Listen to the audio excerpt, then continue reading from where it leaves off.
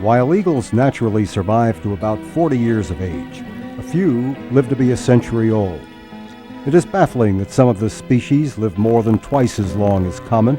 Most extraordinarily, these Centurion eagles fly just as fast and remain as sharp as the young eagles. Why?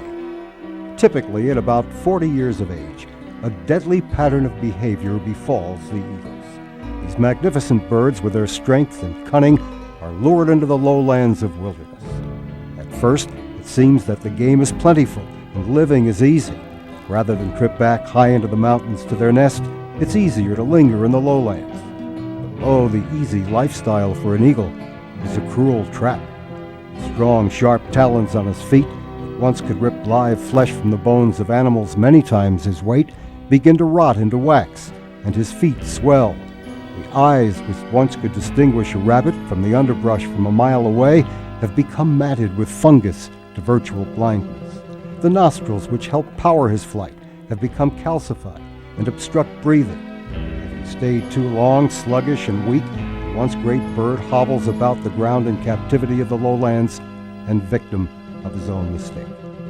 Failing to eat, the eagles become weaker and are doomed to die. Uniquely, within each of the Centurion eagles, there is a deep calling of the spirit. He wakes in the early light of morning, stretches forth his powerful wings, and looks up into the heavens. From deep within him comes a sad groaning, and tears flow from his proud eyes. The Centurion eagle cries. Attuned to the call of his spirit, each day the Centurion embarks on a mission. He catches fresh game, feeds himself, and then carries meat to the lowlands. But he will not land there. Rather, he flies above the wilderness, drops the fresh meat to the weak eagles that are captive. The Centurion eagle, soaring above, calls out for the captives to eat the fresh meat. Some of the eagles down in the wilderness do hear the call and do eat. Gaining strength, they begin to flap their wings. Struggling against weakness, a precious few rise up into the wind and fly out of the wilderness. The eagle which breaks free of the wilderness returns to his nest high in the mountains.